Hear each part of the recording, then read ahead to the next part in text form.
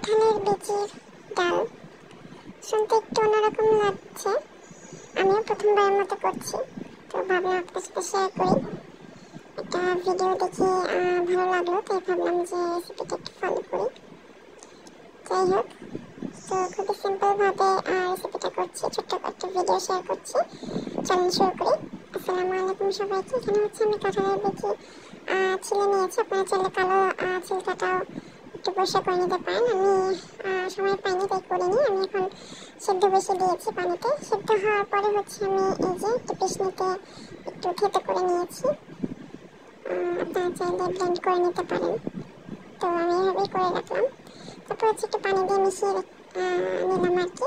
অন্য কড়াইতে হচ্ছে আমি রসুন, পেঁয়াজ, মরিচ দিয়ে দিয়েছি পাকার দেওয়ার জন্য। এটাকে একটু লাল লাল করে ভেজে নেব। নর্মালি ডাল আমরা যেভাবে রান্না করি আর কি সেভাবে বাগার দিতে হবে। তো আমি এটাকে ভেজে নিচ্ছি। তো কালো ছিলকাটা আসলে না দিলে ডালটা আরও সুন্দর হতো দেখতে, তো আমার পরে মনে হলো যে ভুল করছি। যাই হোক, তো ভাজা হয়ে গেছে। আমি ডালটা যে বিচিয়াটা মিলে রেখেছিলাম সেটা দিয়ে দিলাম এবং কিছুটা পরিমাণে হলুদ, লবণ এটাও দিয়ে দিলাম। এখন হচ্ছে ভালো করে এটাকে আমি বলক তুলে নেব।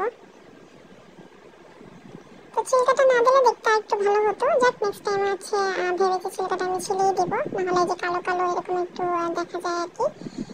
যাই হোক, তো ভালো মতো বলক তুলে নিতে হবে। পর্যায়ে ধনেপাতা অ্যাড করতে পারেন, আমার কাছে ছিল না তাই দিইনি। তো ছোট্ট একটি রেসিপি শেয়ার করলাম, খেতে কিন্তু অনেক মজা লেগেছিল। একটু মিষ্টি মিষ্টি লাগে যেহেতু কাঁঠালের বিচি। কারো যদি ভালো লেগে থাকে তাহলে ট্রাই করে দেখতে পারেন, আশা করি খারাপ লাগবে না, ভালোই লাগবে। একটু ঘন ঘন হয় আর কি। এই তো ভালো করে বলক এসে গেলে আমি চুলাটা বন্ধ করে দিব। তো রান্না বলতে গেলে আমার হয়ে গেছে। এই তো এরকম হয়েছে।